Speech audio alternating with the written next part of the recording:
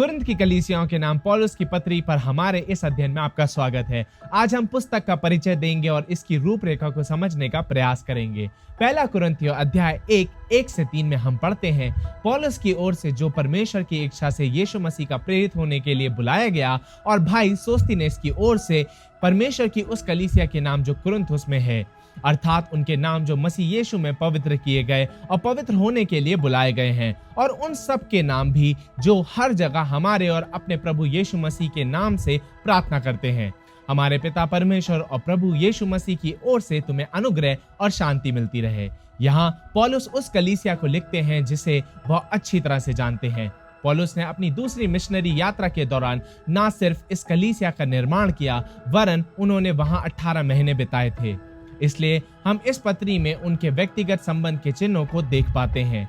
Chloe के घर के लोगों ने पौलुस से संपर्क किया और उस नगर के विवादों को जो घरेलू कलीसियाओं के स्वास्थ्य के लिए खतरा साबित होते हैं, उन्हें सुलझाने के लिए उनकी मदद ली। रोमियो की पुस्तक में पौलुस उन लोगों को लिखते हैं जिन्हें वह अब तक नहीं जानते हैं, और वह प्रवचन समान दृष्टिकोण के रूप में अपना परिचय देते हैं और उन्हें कलीसिया की समस्याओं से छुटकारा दिलाने के लिए अपने आप को उनके बीच फायदेमंद साबित करते हैं। यहाँ पौलुस अपने आप को एक शास्त्री के बजाय एक पासबान के रूप में रखने का प्रयास कर रहे हैं। फिर भी पौलुस हमेशा किसी भी कलीसिया की वर्तमान परिस्थितियों में गहरी ईश्वरीय शिक्षाओं को प्रदान करते हैं। कुरिन्थ की कलीसिया में बहुत सी परेशानियां हैं, इसलिए प्रेरित पौलुस पवित्र आत्मा की अगुवाई में एक चतुर व देखभाल करने वाले पासबान के रूप में इन समस्याओं को संबोधित करते हैं। परिणाम स्वरूप हमारे पास एक सुंदर पत्र है जो हमें अपनी कलीसिया की बहुत सी समस्याओं को संबोधित करने में हमारी सहायता कर सकता है। दिलचस्पी से पौलुस पहला कुरिन्थियों अध्याय 1-2 में इस पत्री को उन्हें संबोधित करते हैं जिन्हें मसीह में शुद्ध किया गया है। शुद्धिकरण का अर्थ पवित्र बनाया जाना होता है, लेकिन अक्सर लोग पवित्र होने के अर्थ को गलत समझ लेते हैं। कई लोग समझते हैं पवित्रीकरण का अर्थ नैतिक शुद्धता है, लेकिन वह उससे भी अधिक जटिल है। यदि धर्मी ठहराया जाना रोमियो की पत्री का प्रमुख विचार है, तो हम आसानी से कह सकते हैं कि शुद्धिकरण पहला कुरिन्थियों का प्रमुख विचार है। अतः इस पर अधिक चिंतन करने से हमें बेहतर सहायता मिलेगी।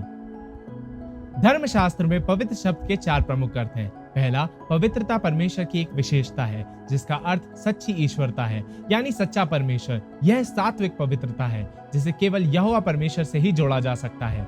प्रकाशित वाक्य अध्याय 15:4 इस बात को स्पष्टता से बताता है, हे प्रभु, कौन तुझसे ना डरेगा और तेरे नाम की महिमा ना करेगा, क्योंकि केवल तू ही पवित्र है। दूसरा, परमेश्वर से जुड़ी या परमेश्वर के लिए समर्पित चीजों को पवित्र कहा जा सकता है। प्राप्त पवित्रता, परमेश्वर पवित्र है, इसलिए उनके लिए समर्पित व्यक्ति, स्थान, वस्तु या समय को पवित्र माना जाता है। इसका सरोकार गुणवत्ता से नहीं बल्कि उद्देश्य से होता है। तीसरा, पवित्र जन से जुड़े हुए नियमों को पवित्र कहा जा सकता है। व्यवहारिक पवित्रता, चूंकि वह पवित्र है और आप उनके लिए पवित्र हैं, इसलिए आपको ऐसे आचरण को धारण करने के लिए बुलाया गया है जिससे उनकी पवित्रता का आदर होता रहे और उनका चरित्र, उनकी इच्छा और उनका लक्ष्य इस संसार में प्रकट होता रहे। अंत में जब कोई आराधक किसी युग के खत्म होने पर परिवर्तित होकर पवित्र परमेश्वर के चरित्र, इच्छा और उद्देश्य को पूर्ण रूप से प्रकट करने लगता है, तब उसे पवित्र कहा जा सकता है, अर्थात युगांतिक पवित्रता।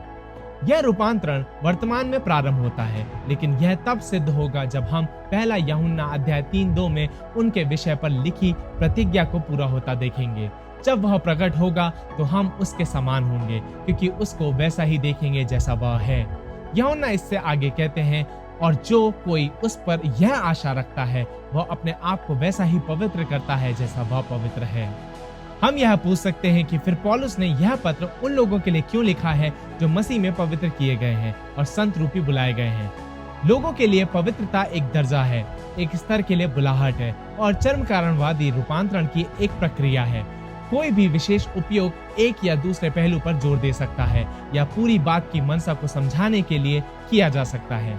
कुरिन्थ के लोगों को पवित्र और बुलाए गए संत घोषित करने के बाद पौलुस उनकी सारी समस्याओं का वर्णन करना शुरू कर देते हैं। अतः यहाँ पवित्र किया जाना, इसका अर्थ पाप रहित होना नहीं है। पवित्र किया जाना शब्द का अभिप्राय उन लोगों से है जिन्हें मसीह का अनुसरण करने के द्वारा परमेश्वर के लिए अलग किया गया है। और उन्हें अधिक से अधिक यीशु के समान बनने की प्रक्रिया में मसीह के स्तर पर उठने के लिए बुलाया गया है। मसीह की समानता में बढ़ने का एक भाग मसीही लोगों का दूसरे विश्वासियों के साथ संगति में बने रहना है, जिस तरह वे जीवन जीते हैं और कलीसिया में व्यवहार करते हैं। सबसे पहली समस्या कुरिन्थियों की कलीसिया में यह है कि वे अगुओं के प्रति अपने समर्पण में विभाजित हैं। पौलुस कुरिन्थियों की कलीसिया के संस्थापक थे, लेकिन दूसरे लोग जिनमें पतरस और अपुल्लोस भी शामिल थे, वे भी वहां सेवकाई करते थे। खैर, लोगों ने अपनी पसंद के अनुसार किसी एक को अपना अगुआ मान लिया था। हर किसी को अपने पसंदीदा अगुए में कुछ अच्छा लगता था और दूसरों में कुछ खराब लगता था, और वे अपनी पसंद के कारण विश्वासियों की मंडली की एकता और शांति को चूर चूर कर रहे थे। पौलुस को इस विभाजन को संबोधित करना पड़ता है, जो अलग अलग व्यक्तित्व और उनके वरदानों को परमेश्वर की साक्षी से बढ़कर परमेश्वर की विरासत का नियम मान रहे थे। यह ऐसा कार्य है जिसमें एक व्यक्ति के बजाय अनेक लोगों की आवश्यकता होती है। यीशु कलीसिया के अगुवे हैं। पासबान केवल उनके सेवक हैं, जिन्हें वह आत्मा के वरदानों के द्वारा सशक्त करते हैं, ताकि वे क्षमा किए हुए पापियों को धर्मी ठहराने और पवित्र करने की लंबी प्रक्रिया के द्वारा उनकी अगुवाई कर सकें। प्रत्येक मसीह को ईश्वरीय पवित्रता से मुलाकात करने से लेकर संपूर्ण पवित्रता प्राप्त करने तथा व्यवहारिक पवित्रता से लेकर युगांतिक पवित्रता तक एक पवित्रता की यात्रा में अग्रसर रहना चाहिए। एक वैश्विक कलीसिया में कुछ विविधताओं का होना व्यवहारिक तौर पर जरूरी होता है, जो उस आत्मिक अलगाव के बैर को नहीं दर्शाता जिसका जिक्र पौलुस यहाँ करते हैं। मंडलियां अपने आप को विशिष्ट समझने के बिना अपनी प्राथमिकताओं या परंपराओं के अनुसार संगठित हो सकती हैं। एक पेंटिकॉस्टल किसी बैप्टिस्ट को बहुत आसानी से मसीह में अपने भाई के रूप में देख सकता है, भले ही वे अलग अलग मंडलियों में जमा होते हों या वे अलग प्रशासनिक संरचनाओं के अधीन हो, और संभवतः वे कुछ माध्यमिक मसीही सिद्धांतों और व्यवहारों के मामले में सहमत न हो। अन्य विविधताएं नैतिक या सैद्धांतिक आवश्यकताएं होती हैं।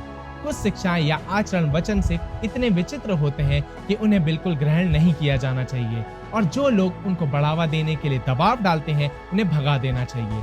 कोई भी ऐसे किसी व्यक्ति को वैधता के साथ भाई या बहन बुलाने में दिक्कत महसूस कर सकता है। हालांकि ये रेखाएं सर्वदा स्पष्ट नहीं होती हैं। पौलुस विश्वासियों से मसीह को केंद्र बनाकर मन में एकता रखने के लिए कह रहे हैं।